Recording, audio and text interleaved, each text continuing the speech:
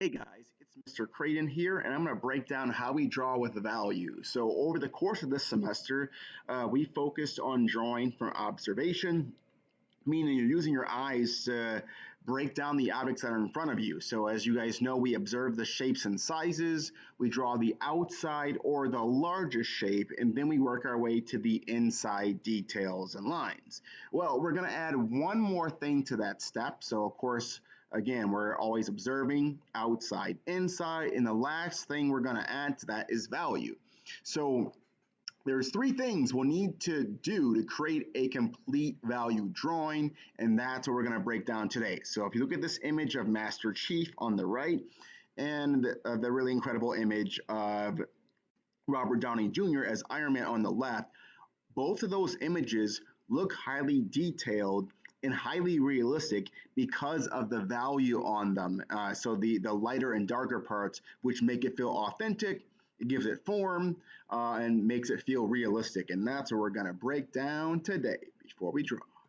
All right, so first you need a strong light source. So you are going to write down the terms that are in red and the definitions in black, just like all the other presentations we've had. So just find the bold ones. So a light source is the direction from which a dominant light originates. Again, a light source is the direction from which a dominant light originates. So you cannot see something is three-dimensional without light, because that light is going to show the form of the object, and the form is a three-dimensional shape because that light wraps around the object, it fits the shape of the object, and it shows you, it reveals uh, the height, width, and depth of that shape. So if you look at the eggs top right, well, that's just a simple egg drawing without value. But when you apply that value, so if you look at the drawing bottom right, that drawing looks three-dimensional because there's a light source that's coming from the top left, like in the photograph. And as we move further away from that light source, the object gets darker. So it's that value, which is the lightness or darkness of a surface or an object or an element, that's giving us the feeling of what that shape is like, and that part's important. So we always need a light source, again, which is the direction from which a dominant light originates. You need that light source to see the object. You need that light source to represent the value in your drawing, and that part is important. Without a strong light source, it's going to be very hard to make an authentic drawing. Second, you need a shadow. So I'll have you guys write down shadow and form. But again, second, you will need a shadow. So a shadow is the area on an object that receives little or no light. Again, shadow is the area on an object that receives little or no light. And that part's super, super important. So essentially, as you get further away from the light source, you are going to have darker values, and that's what we call the shadow value. The shadow value is the darkest one. So that part's important. So you need those dark areas to make the drawing feel lifelike and give the object form. And form is a three-dimensional shape. Again, form is a three-dimensional shape. So if you have, again, a strong light source, you're going to see light parts on your object. In between, you're going to see more medium values.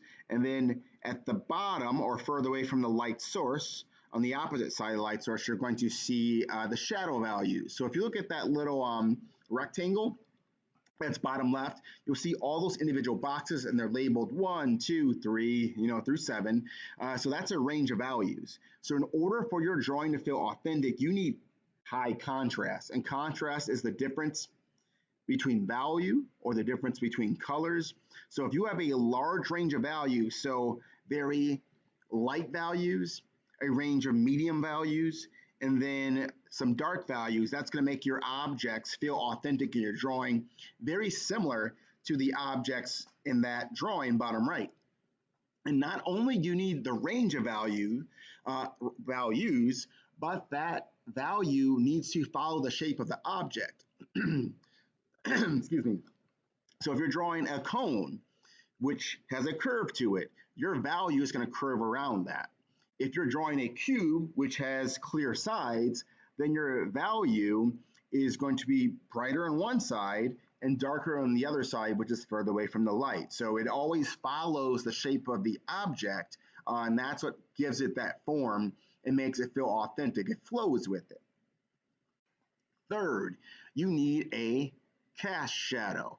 So a cast shadow is opposite of the light source. So that's the shadow that the object gives off. Again, a cast shadow is always opposite of the light source. So that's really, really important because the cast shadow is going to make the drawing feel grounded, so the object you are drawing isn't floating in space. It makes it feel like it's sitting on a surface because that cast shadow is going to be on that surface. A lot of times, of course, that's on the ground or the floor, but if you have an object sitting at your desk or table, it's going to be there. So it's important to add one at the end of your drawing. It polishes the drawing. It makes it feel more finished and complete because, again, you're going to have the highlighted side, like as you see in that photograph, the highlighted side, which is close to the object. You're going to have your core values or medium values. And then you have your shadow side, which is opposite of that. And the cool thing, too, is if you look at that photograph, you can tell that the light curves around the object. So again, the light fits the shape. It forms to the shape of the object. Because this object is curved, the light and the value that we represent will be curved too as well. And then that cast shadow just represents the shape of the object. Our shape is round, so the cast shadow is round as well. And the shape of the cast shadow changes depending on the angle and the dominance of your light source. So that part matters too. All right, so contrast, again, is a word you've heard me say multiple times this semester, but contrast is important. Contrast is key. So when you combine a strong light source to give your object shadows, it creates high contrast, and that's always what we want. So please write down these three values. So 1, 2, and 3. So there are 3 tones, aka values that every drawing needs, and that's super important for your drawings. So the first one is a highlight, which is the light tones. Those highlights will be always closest to your light source. So again, you will need a highlight, which is the light tones. You're also going to need midtones, which are medium tones on your object, so you will need those. Again, midtones, which are medium tones. You will also need your shadow values, and that's one you heard me define already, so the darkest tones in your drawing. So just so you are aware, if you look at the value scale that's below, you don't just have one light tone, one medium tone, and one dark tone. There are values in between which help them transition smoothly. And that part's important because essentially when you're drawing, you are going to add those tones so that way you create smoother transitions so your drawing gradually changes so that way it feels more authentic and realistic to what you're trying to represent. So really the key in order to add high contrast is it's the pressure that we're going to apply on our drawing. And we're actually going to practice this very, very shortly. But the more pressure you apply with your pencil, the darker the value is. And that's what it comes down to. So as you draw, you follow the shape with your pencil. So if your object curves, you curve with it. And then you just press harder as you move further away from the light source. And then one thing you got to be aware of is if you look where the shadow value is and then where the cast shadow is, so where those two parts meet, you're going to see a little bit of a brighter section. So that's called rim lighting. So a little bit of light sneaks in that area and it helps to separate that shadow value from the cast shadow. So it adds a little bit of contrast. And again, the higher the contrast in your drawing, the more authentic it feels because you will see that level of contrast in real life as long as you got a strong light source. So high contrast is important. When you combine a strong light source to give your object shadows, it creates high contrast. High contrast is always what we want. So if you look at that circle, bottom left, it's super flat. It's just a flat shape. It's a circle. We want our drawing to be more spatial, we want them to have volume. Like you want it to be a sphere. You want it to be an actual three-dimensional curved object, so not just a flat circle.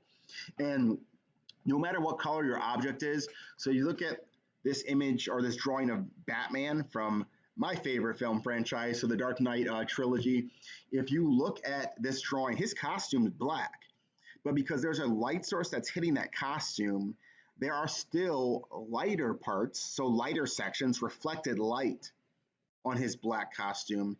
And then in between the highlighted areas, so those light areas, and the shadow areas, which are dark, we have medium values, which are the midtones. So even though his costume's black, we still have highlights, which are closer to the light source. We still have midtones, which are in between. And then we have shadow values, which are the furthest parts away. And then if you look on the far left of his costume, again, you'll see a little bit of rim lighting, so a little bit of light that sneaks in, so it's not just a jet black value on the far side away from the light. So that always happens. It's kind of like the rule we always follow. You have your highlight, you have your midtone, you have your shadow, and then you have a little bit of rim lighting that's in between your cast shadow and the darkest point of your shadow. So that always happens when you draw. All right, so in order to make our blending, so you've probably heard that word in middle school. So blending meaning you're trying to create these gradients or transitions of value, and you want them to be smoother. We're going to use a blender. So it's one of the major tools we use, and we'll also use an ebony pencil. The technical term is a tortillon, but sometimes that's a little bit hard to say and kids kind of forget it. So if you want to call it a blending stump or a blender, that's perfectly fine as well. The blenders we'll use are the medium ones, but essentially it's just rolled up paper. And if you were to rub that rolled up paper over your drawing, it helps to blend it and make it smoother. It's going to create smoother transitions. So as long as you have value in those sections, you can just go back and forth, follow the curvature of your object, and it's going to smooth it out for you. So we'll practice that too as well. You want to use the side of it, so not the tip of it. You want to use the side of it because it's going to give you a better range and smoother transitions. And then you also never want to use your finger. Your finger has like these natural oils in them, and that can smear the value in your drawing and make it inconsistent. So you want to use something that's dry, and that's why we use the blenders, aka the tortillons. So last term, so is texture, and we're not going to focus on this a whole lot because we're just going to begin to draw with value, but texture will finish your drawing and make it feel as polished as possible. Texture is how a surface feels or how a surface appears to feel. Again, texture is how a surface feels or how a surface appears to feel, and that's important. So in our drawing steps, so you would observe, you would draw the outside or the largest shapes first, and then you would draw the inside parts, values next, and then texture comes last. Because a lot of times texture will be essentially marks or small lines that you'll add to your drawing to make it feel more authentic, to make it feel rough, to make it feel broken, like in some of these images below. So this is important because texture helps create the illusion of how something would feel if you were touching it. So multiple small lines or the side of your pencil are usually used to create rough textures. So things like broken glass, and also things that might feel rough, like corn, or potentially some shells, or patterns will be used by making, again, multiple small lines to the side of your pencil to make things feel rougher. So kind of like that bottle below and that egg below, we've drawn smooth objects before. You don't need a ton of texture in there. That's mostly done through just blending and adding value. But in some cases, depending on your object, you will need to add mark making to add texture. So that is value in a nutshell. So again, you need to have a light source, so that way you can see the values properly and have strong contrast. You need to have shadow values because you need a full range in your drawing. And then you also need, again, the highest amount of contrast possible. So our highlights, which are light, our midtones, which are medium, and then our shadow values, which are dark. So every single value drawing needs that in order for it to be complete. authentic, and polished, and that is value drawing in a nutshell. And now it is time to draw.